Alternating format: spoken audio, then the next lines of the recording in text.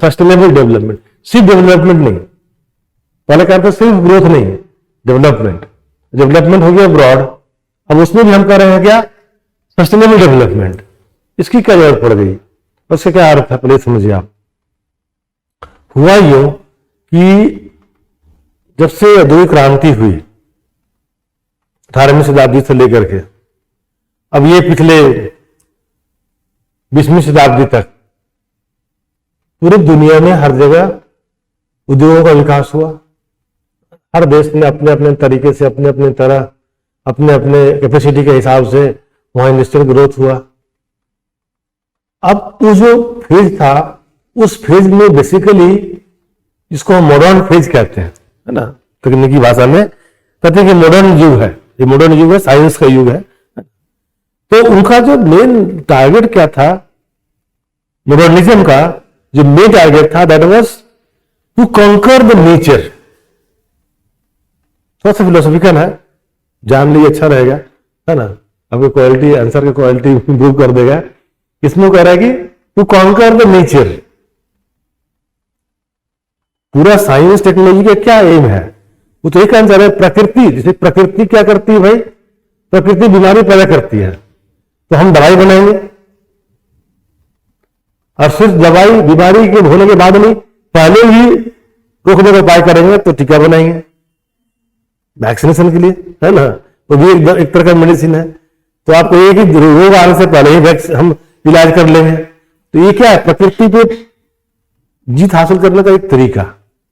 हम जा रहे हैं रास्ते में बहुत जंगल होता है, बहुत पेड़ होता है, पेड़ पौधे नदियां होती है, हम जा ही नहीं पाते भाई, रास्ता गोखावड़ है, घोड़े बिजली से इनकार कर देता है, तो हम सड़क बना देंगे, नदियां मिल रही तो हम पुल बना देंगे उसके ऊपर। तो हम क्या कर रहे हैं, हम प्रकृति पर विजय प्राप्त करने का प्रयास कर रहे हैं, है ना। अच्छा, बहुत ऊंची पहाड़ है, देश से हम चाइना जाना चाहते हैं, इंडिया से चाइना कैसे जाएंगे, पैदल जाएंगे तो हिमालय पार करना पड़ेगा, तो बहुत मुश्किल है, तो हम हवाई जहाज बना देंगे, सारे बजट खत्म। तो प्रकृति पे विजय प्राप्त करना उनका मेन एम था। उसमें क्या हुआ ना, उस रेस में एक प्रॉब्लम क्या हो गया कि प्रकृति के विजय प्राप्त करने के चक्कर में प्रकृति को बहुत डैमेज किया हमने। जैसे बहुत जंगल काट दिए, पढ़ेगा ना, जब आर्य भारत में आए तो मध्य भारत में पूरा जंगल ही जंगल था। इतिहास में पढ़े होंगे ना, प्राचीन भारत नहीं पढ़े, एंशिएंट इंडिया पढ़े ना, तो यहां जंगल ही जंगल था।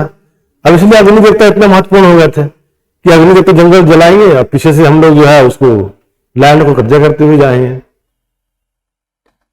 तो वो तो उस जमाने की बात थी। जो बाद में क्या किया हमने, सब जंगल काट करके खेत बना दिया,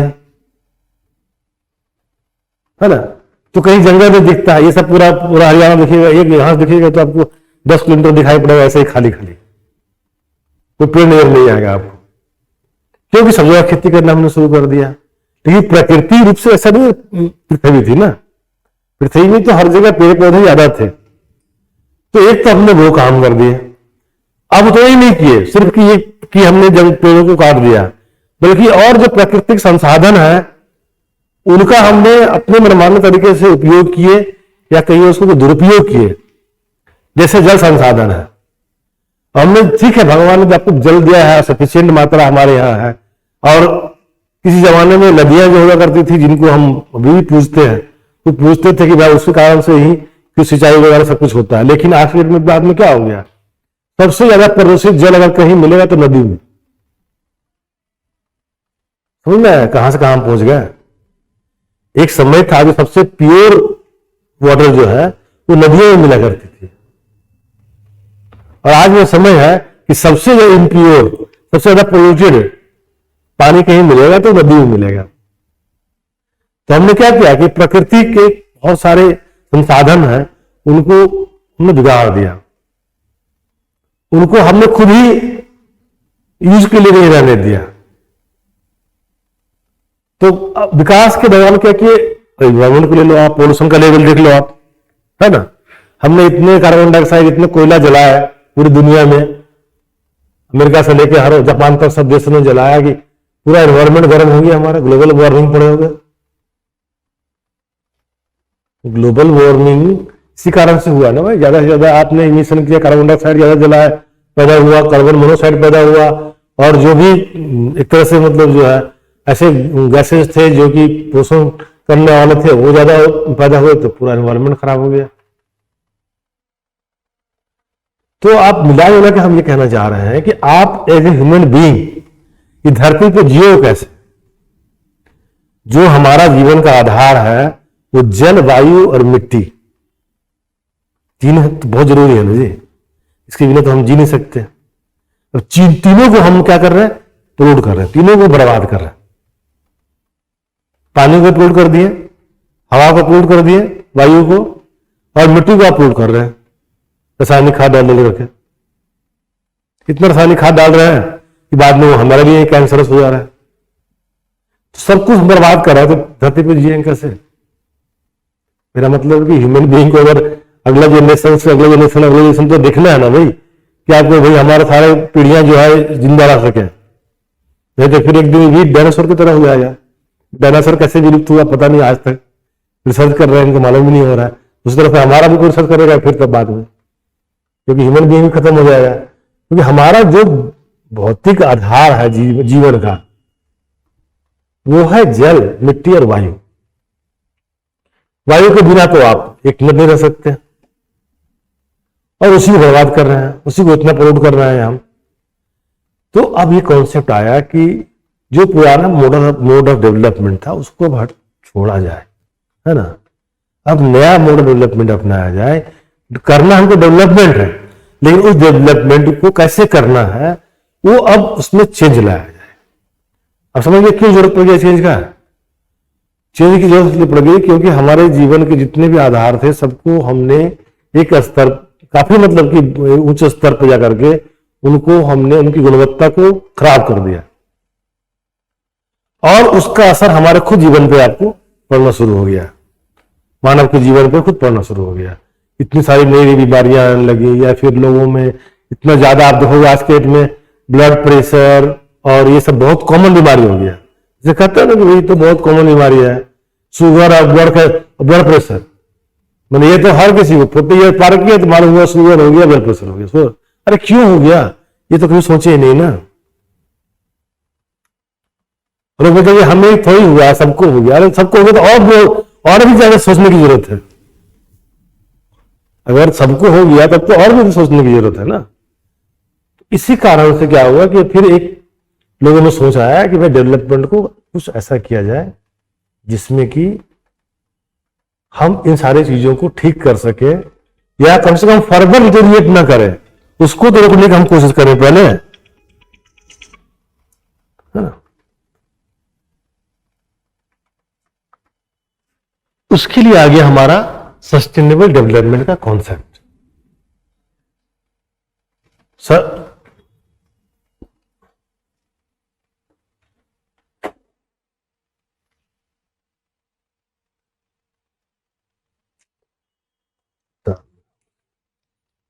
कितना सा टाइम हो गया।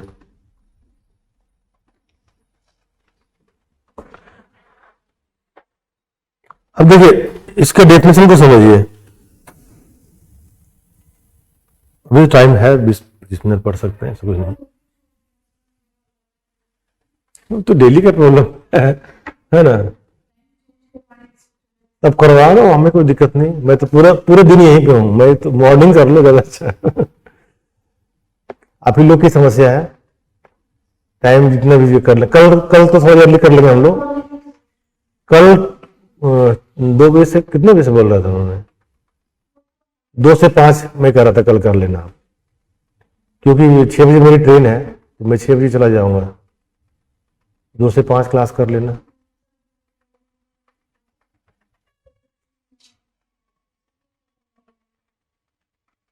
मॉर्निंग का तो मैं नहीं कर सकता भाई, और भी स्टूडेंट है ना। दिक्कत ये है, उनका क्या है नहीं है, पहले से प्लानिंग करना है।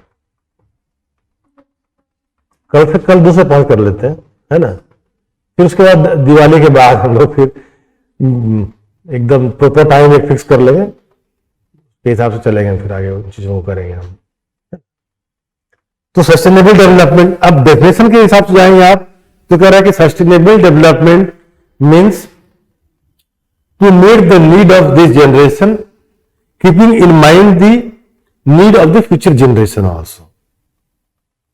तो जरूर यही पढ़े होंगे इस चीज को कि इस पीढ़ी, जो भी पीढ़ी चल रही है हमारे, उस पीढ़ी की आवश्यकता को पूरा करना और आने वाली पीढ़ियों के लिए भी उनकी आवश्यकता पूरी हो, उसको भी ध्यान में रखना। अगर बहुत टेक्निकली बात करें तो कह रहा है the use of resources in such A way that it should be leave for the need of the coming generations.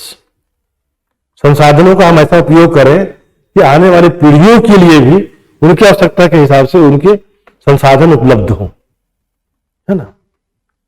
तो ये बेसिकली ये सस्टेनेबल डेवलपमेंट करते हैं इसको, यानी ऐसा विकास है जो सतत विकास होगा। तो धारणीय विकास शब्द इस्तेमाल किया जाता है हिंदी में कि ऐसा संसाधन का इस्तेमाल हम करेंगे जो कि एग्जॉस्टेबल नहीं होगा। अभी तक हम जैसे जो विकास कर रहे हैं उसमें जो संसाधन इस्तेमाल कर रहे हैं हम, वो सब एग्जॉस्टेबल है, खत्म होने वाला है। जैसे कोयला का इस्तेमाल कर रहे हैं, कोयला से हम बिजली बना रहे हैं, ये कोयला का तो लिमिटेड है ना भाई, भंडार तो सीमित है ना, चाहे 1 लाख टन हो चाहे 50 लाख टन हो, फिर भी तो लिमिटेड है वो। डीजल पेट्रोल, हाँ डीजल पेट्रोल ये सारी जितनी भी चीजें हैं सब लिमिटेड है, तो सबका लिमिटेशन है ना, वो खत्म हो जाएगा हमारा। तो खत्म जब हो जाएगा तो अगले जनरेशन फिर क्या करेंगे, उनका जो नीड होगा उसको कैसे फुलफिल करेंगे। इसलिए कहा गया कि उसके लिए हम क्या करेंगे, अल्टरनेट सोर्स पर जाएंगे और नॉन एग्जॉस्टेबल जो सोर्स है उसका इस्तेमाल करेंगे जो कभी खत्म नहीं होगा। जैसे बिजली ही हमें पैदा करना है तो हम पानी से बिजली पैदा करने पर ज्यादा जोर दें, क्योंकि पानी तो खत्म नहीं होता ना। कल जानते ही हो आप, हाइड्रो पावर में पानी का तो कोई यूज होता नहीं है, सिर्फ उसका फोर्स का यूज होता है। ऊपर से पानी गिर रहा है, यहां पे हम लगा दिए डायनामो, चल रहा है, बिजली बढ़ रही है, पानी को तो कोई लॉस नहीं हो रहा वहां पे, उसी पानी का सिंचाई के रूप में हम इस्तेमाल कर लेते हैं आगे जाकर के। तो ये नॉन एग्जॉस्टेबल सोर्स है, solar energy non exhaustible source है। आप चाहे जितना मर्जी इस्तेमाल कर लो, पूरे दिन आप जो है उसका सोलर एनर्जी का को टैप कर लो, आप किसने रोका है, उससे कुछ कम होने वाला भी नहीं है, ना सन का ऊर्जा कुछ कम होने वाला है। तो ये non exhaustible source of energy है ना। एयर, जो एयर मिल हम बनाते हैं, जो पवन ऊर्जा उसको बोलते हैं, भाई हवा बहती है, हमेशा बहेगी, लाखों साल पहले ही बहती थी, आज भी बह रही, आगे भी बहती रहेगी। वो और हम क्या करते हैं कि उसका जो है मिल बना करके, विंड मिल बना करके उससे एनर्जी उत्पन्न करते हैं। तो इस तरह के कई और भी सारे अल्टरनेटिव सोर्स पे हम ज्यादा जाएंगे, जैसे कि टाटा एनर्जी के बारे में बात चल रही है, इवन की डिफरेंशियल थर्मल हीटिंग में पृथ्वी के अंदर जैसे आप जाओगे ना, ज्योग्राफी में पड़े हुए, गर्मी बढ़ती जाती है, तो वो भी तो एक हीट है ना, उससे भी हम चाहे तो मतलब इलेक्ट्रिसिटी उत्पन्न कर सकते हैं डिफरेंशियल थर्मल के कारण। वो टेक्नोलॉजी नया अलग अलग अपनाना पड़ेगा। तो ये एक मतलब हम एग्जाम्पल दे रहे हैं सिर्फ एनर्जी सेक्टर, क्योंकि ये ज्यादा विजिबल है। उसके अलावा हर सारे एरिया में उसको हम लागू करने की कोशिश करेंगे, इवन की हाउसिंग में भी लागू करने की कोशिश करेंगे। क्योंकि देखो, एक घर हम बनाते हैं, आपको शायद अंदाज नहीं होगा कि ये घर को बनाने में कितना पोल्यूशन होता है।